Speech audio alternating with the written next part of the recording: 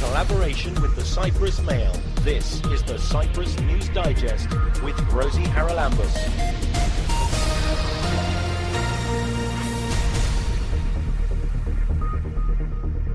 Coming up this week, you may have registered with the National Health Service, but if you haven't activated your account, there's not a great deal that you can access. You will need to activate your account, that is, link your user account with your beneficiary record. In order to do so, you will need to contact your personal doctor. You have to request him to issue for you the verification code. The freedom of the press is under attack, both north and south of the island. I had a lot of insults and attacks, and then death threats started.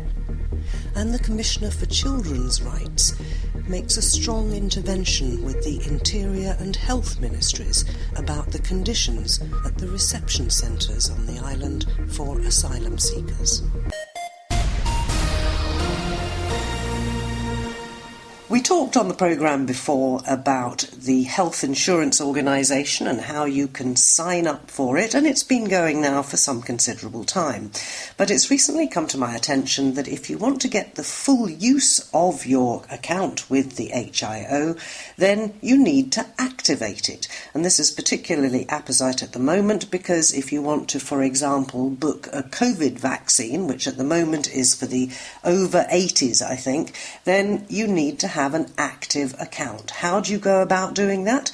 We're joined this week by Artemis Pita, who's a senior officer at the Health Insurance Organisation. Artemis, thanks very much for joining us. I think a lot of people signed up, made an account back whenever, and just forgot about it. They've been going to their doctor, but they can't actually, unless they activate that account, access all the information that is available to them, can they?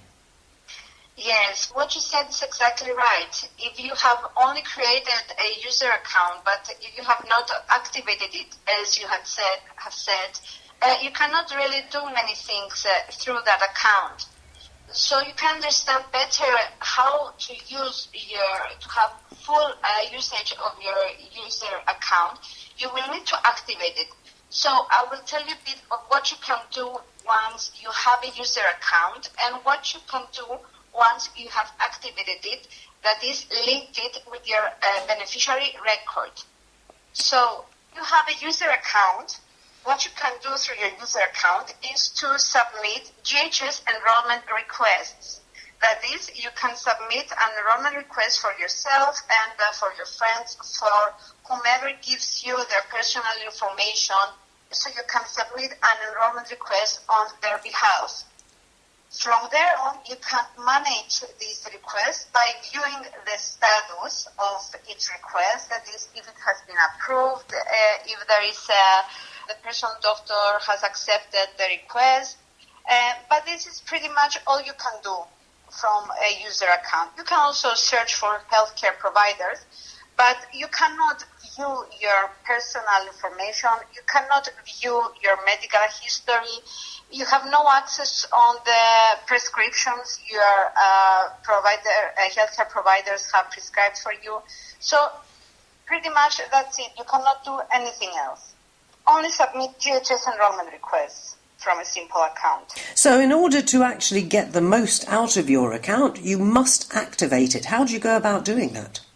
Yes, you will need to activate your account, that is, link your user account with your beneficiary record. In order to do so, you will need to contact your personal doctor. Your personal doctor will then issue for you, you have to request him to issue for you the verification codes. These codes, there are two separate codes. One is printed at the personal doctor's office, and the other one is sent to the email account you have declared during your enrollment. So it is necessary that you have an email declared in the system. If you do not have an email, you will have to request from your personal doctor to add an email account to your record. He can do so. If you have any problems, you can contact our contact center, our health center at 17,000, and they will assist you. So once you have these two verification codes, you will log into your user account, and on the right side of your initial page, you will see a tab that says Link Your Record. You have to press this tab and enter these two verification codes. I have to tell you that it's very important that you do so immediately because they are valid only for 24 hours. So you will need to be aware to check your email to see if you have received the verification code at your email. Please check your spam email and your junk email. Maybe it has gone there. And if you have any problems, contact our contact center for assistance. So we can retrieve as soon as possible your verification code so you can link your record. Right, and once you've done that, you do have access, don't you, to, let's say, your past medical history. So if you can't remember, for example, perhaps if you change a doctor or whatever, that you were on certain prescribed drugs for certain conditions, you can access all that information and pass it on to your new doctor, or can he automatically access that without going through you? Yes, exactly. Once you have linked your record, you have access to all this information you have said and much more. You can do whatever you could have done with only user account, and in addition, you can access your beneficiary record, view your medical history, for example, the healthcare services you have received, the drugs, all your prescriptions, the consumables, your lab tests. You can download your lab results, view your results, all the medical services, all the diagnoses inserted by your personal doctor and other healthcare providers. And in addition, you can view your medical profile. That is the basic info that your personal doctor has inputted for you on your record, for example, your allergies. You can view and edit your personal details, like your contact details, your residence address, and you can also view your access log, that is, which healthcare provider has accessed your record. It is very important to note that when you have access to your record, you can restrict access to your medical data. If, for example, you don't want a certain drug to be viewable by, from a specific healthcare provider, you can also decide to log certain information, and you are in charge of handling the privacy of your medical information.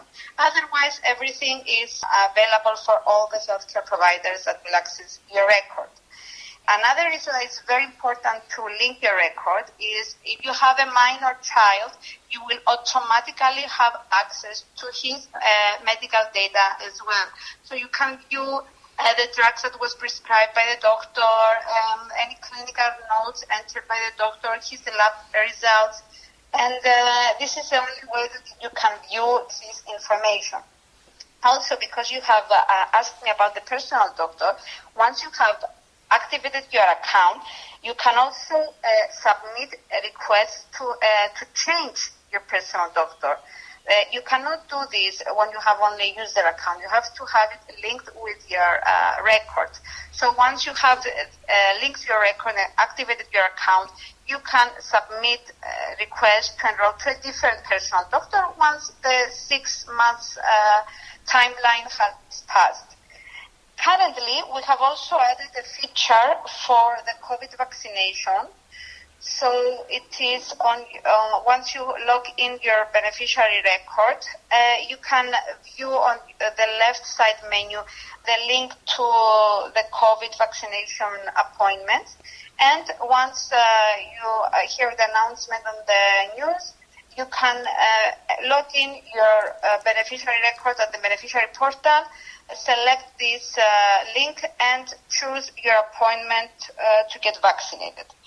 And one more feature that is available once you have activated to your account is to submit queries and complaints through the portal, so you have direct access to the organization and from there you can ask us whatever you would like to know, or if you have any complaints or you have any suggestions for improvement. These are directly recorded into our system, and we retrieve and process all this information. Now let's talk a little bit, as you mentioned it, about the protection of your medical data. You said you can lock people out. Who actually has access to this if you don't lock anybody out? The people that have access to this information are only healthcare providers that you visit. So you will need to visit a healthcare provider, and if you have not accessed your record and restricted any information, they will be able to view some of your medical information. So if, for example, you don't want your orthopedic doctor to view what your gynecologist has prescribed for you or his diagnosis, you can choose to lock certain information. But it is very important to note that any information that you disclose or not disclose may have impact on the medical drugs that will be prescribed for you. So you have to be very careful. So that the doctors have a full picture if you're seeing more than one of them. Yes, exactly. Okay, but it's not open to all and sundry, and I'm thinking particularly... No, of course not. The organization it's very responsible. It's taking all the necessary measures according to the data protection legislation. We are in communication with the commissioner, and everything is according to the law. Right, what happens if you're rushed into A&E in a hospital? Do they have access to this? Because surely they must need to know what drugs you're on and so on. Okay, when you're rushing to the A&Es, the healthcare providers there have access to your medical record, to all the information you have not restricted. If you have restricted part of your information, they will not have access to that specific information that you have logged.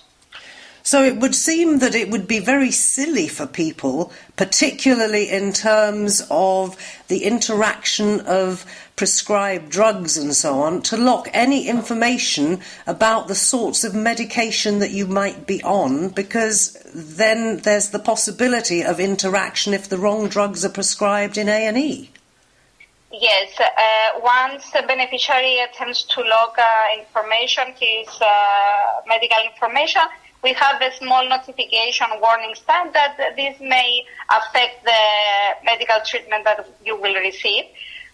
But everything is in accordance to the data protection legislation, and the beneficiary has the right to restrict part or full of his medical information. Now, if I restrict some medical information, it means that my personal doctor is also restricted from seeing that? If the information is information that was logged in by another healthcare provider, yes. So he will not have access to that information. But it's the beneficiaries should be very aware that what you have said, but they need to be careful what kind of information they decide to restrict, because it may affect the other medication that will be provided to them by other healthcare providers. So you have to be very careful that it's not something very important that the medical provider will need to take into consideration when he's giving you his healthcare services. And one thing that springs to mind, Artemis, is why do we have to go back in to activate? Why isn't it just done automatically when we make an account? This is also for data protection issues. We have to be sure that the person that this account belongs to is actually this beneficiary. Because, for example, through a specific user account, a person cannot be identified. This is why he can submit enrollment requests for many different people, because if they give them the personal information and their consent, he can do so. But the system does not know to whom this user account belongs to. So that's why you need to go through the personal doctor, that he can verify you, he will view your identity card, and he will confirm that it is you. And this is why 2 verification codes are issued and not only 1. Everything is according to the legislation, so that we take all the necessary measures to ensure the privacy of your medical information. So we do this so we are sure that the person is identified and the beneficiary record and medical data actually belong to this specific user account. Where you can only link one user account to one beneficiary record, with the exception of the minor children. So you cannot actually view, if you have submitted an enrollment request for your husband, let's say, for example, or your friend, you cannot view his medical history after you have linked your account. You can only link your own account with your own beneficiary record, and automatically it is linked also with your children. Something else springs to mind, and that is, let's go back to A and E. If you haven't linked your account, they can't access any information because there's none out there. Listen, there are two different portals. One portal is the beneficiary portal that only beneficiaries can access. And the other portal is the provider's portal that the providers can access. There are different rules of accessing these two portals. There are different system rules. So we make sure that no matter even if you have not linked your own personal record to your user account, the providers will have access to it, of course, because there is no other way that the system can work if the providers cannot access your information. So somebody may never actually link his record to his user account, but he will be able to receive all necessary healthcare services. But if he wants to have full access to his medical history, his drugs, the diagnosis, everything that we talked about before, he will need to activate his account, as you said, or link his account to his beneficiary record. And, of course, if he wants at some point in the future to book a COVID vaccination. Well, you've clarified a lot of things for us there, Artemis. Thank you very much for joining us on this week's programme. We've been talking to Artemis Pita, who's a senior officer at the Health Insurance Organisation. The message is clear. If you want to have full access to your medical records and your medical history, then you need to do as she suggested and link your account. Keep up to date with events in Cyprus and around the world with the Cyprus News Digest. The Journalists' Union in the north of Cyprus announced last week that it was suing Turkish Cypriot leader Ersin Tatar over his disparaging comments on social media against journalist Ezra Aygun. She joins us now. Ezra, you've been the target many times, I think, of a lot of flack for various things, but tell us what brought this about. Yes, indeed. I've been targeted on both sides for a lot of things over the years, but this one was over the Turkish Cypriot leader's stance regarding the vaccinations that the Turkish Cypriots were to receive from the Republic of Cyprus. And what he said was that we are not going to accept vaccinations if they come through the Republic of Cyprus. We want the EU to deliver them directly to us.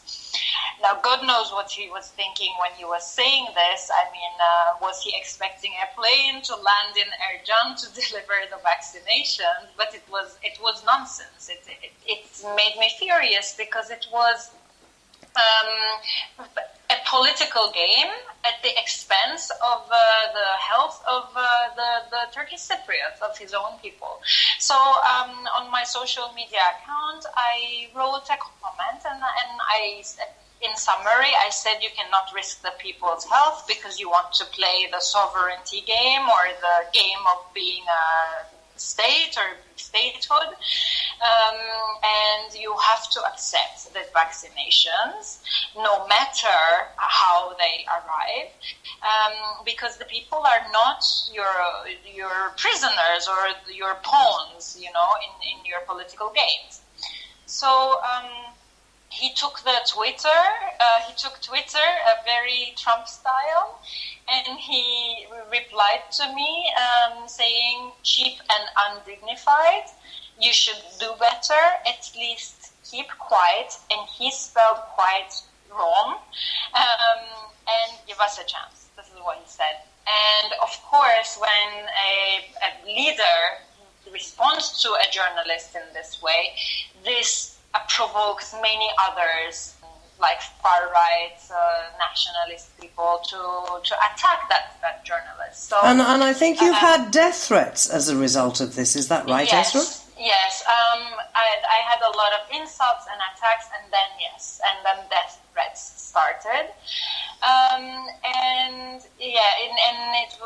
They were from ultra-nationalist groups, pro-AKP, pro-Justice and Development Party groups on Twitter mainly, threatening to kill me because I'm a traitor and things like that. So the Reporters Sans Frontières, Reporters Without Borders, responded to this. The OSCE Media Freedom Office responded. I had a lot of international support as well as local support, both from Turkish Cypriots and Greek Cypriots. And the Turkish Cypriot Journalists Union, as you said, decided to sue the Turkish Cypriot leader for his comments. On what grounds, Ezra, can they sue him? I mean, what are they suing him for? They're suing him for insulting. It's called zembe kadih in Turkish. It's insulting and belittling a person and provoking attacks against that person. So this is the grounds that they're suing him, and they are very confident that he will be found guilty. And if he is found guilty, what's the penalty?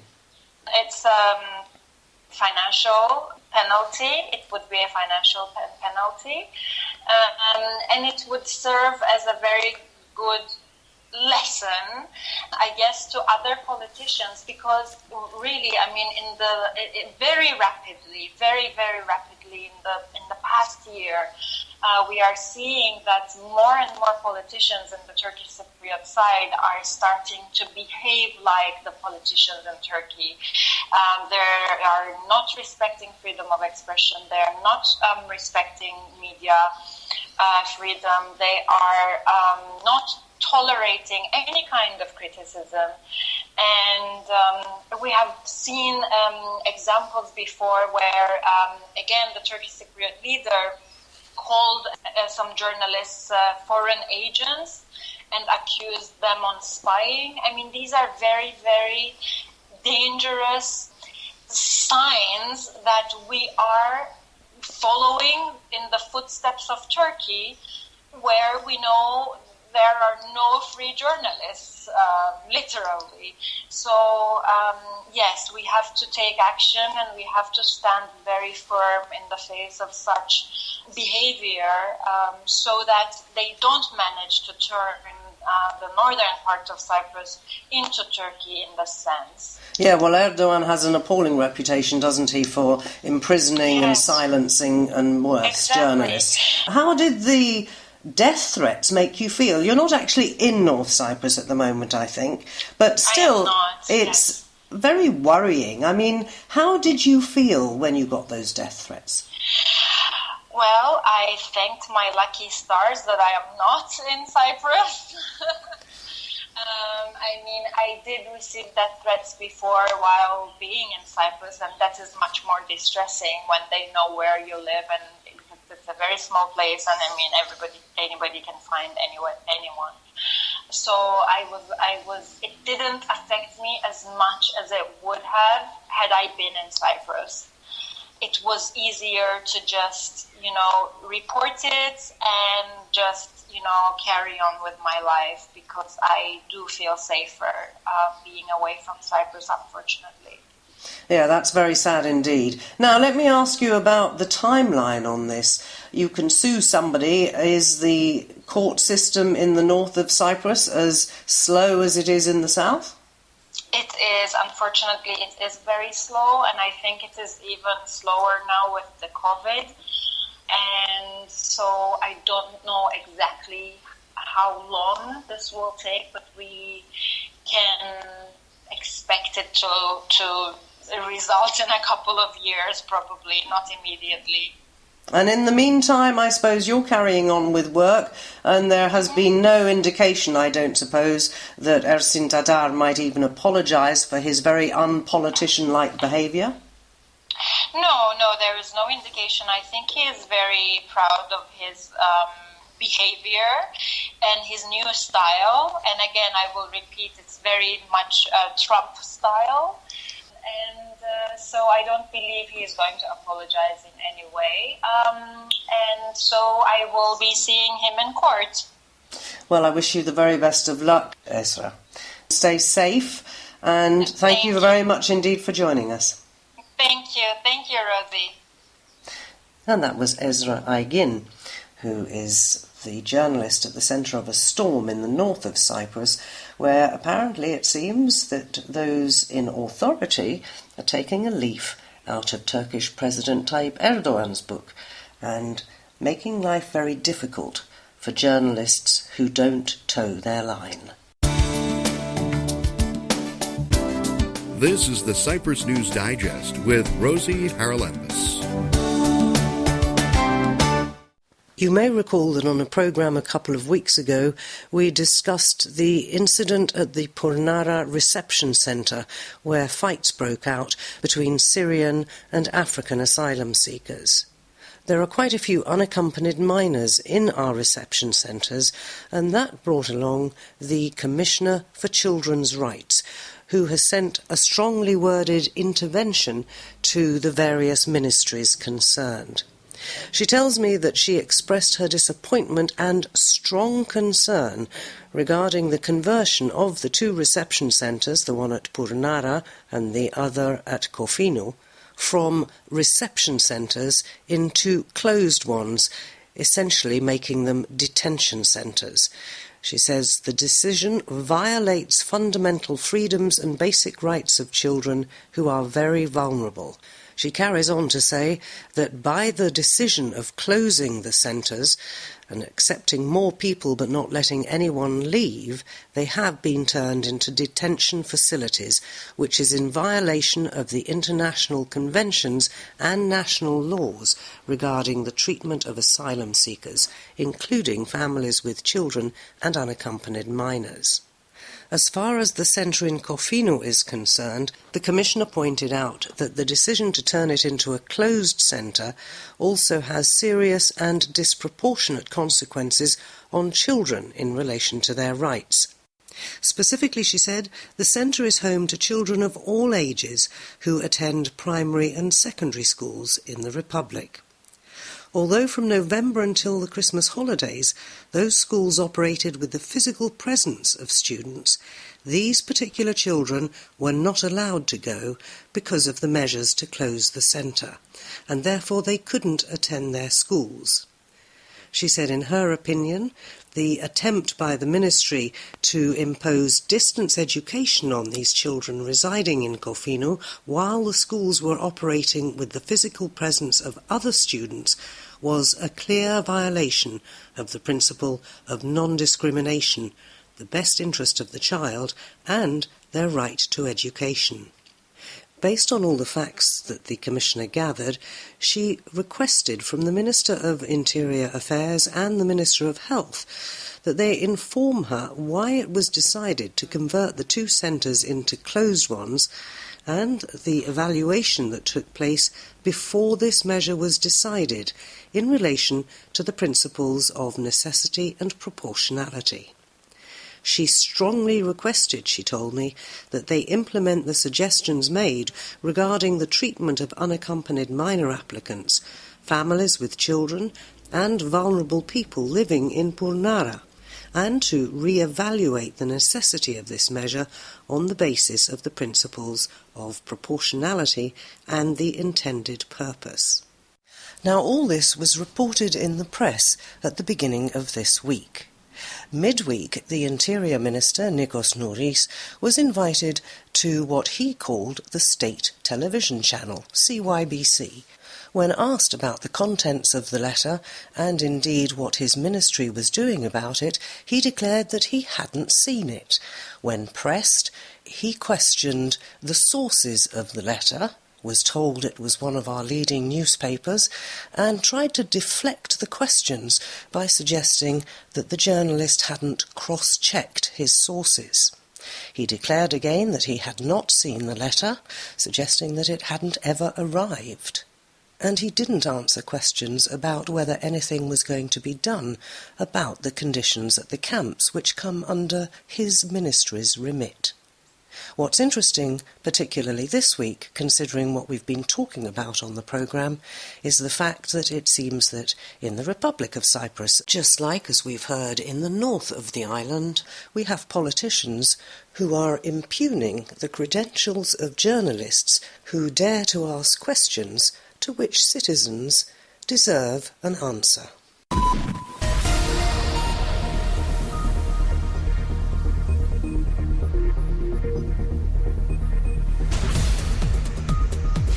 Well, that about wraps up this edition of the Cyprus News Digest. Many thanks for your company. Hope you'll join me next week. Till we meet again, take care and God bless. Bye-bye now.